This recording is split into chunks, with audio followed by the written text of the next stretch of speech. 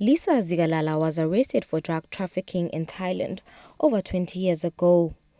The Swaziland government had negotiations with the Thailand government to allow Lisa to continue serving her sentence in her home country. Fortunately, the negotiations were a success as Lisa was transferred to His Majesty Correctional Services at Mawelawela in April 2011. She was released for good behavior last year in March. In an interview with her, she states that life after prison has not been that exciting as she still hasn't been able to continue with the skills she acquired while she was in prison, which is sewing. She says on the brighter side, though, she has been for the last months invited to deliver sermons at various churches as well as at the Jubilee Park in Manzini. My life after prison hasn't been a bed of roses, I can say that, because when I came here, as you see my house, how it is now, I found that the house was vandalized. But praise be to God that I have a roof over my head.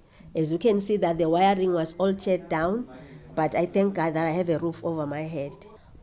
As of now, I'm not using my skill because I learned how to sew, and my passion is sewing curtains because I don't have a machine, so that is why I cannot continue with it.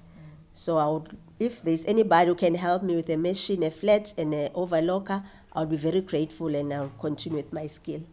Lisa says she is grateful that her family and society welcomed her after her release. I rededicated my life back to the Lord when I was in Thailand because I saw that there's no way that I can survive in this situation.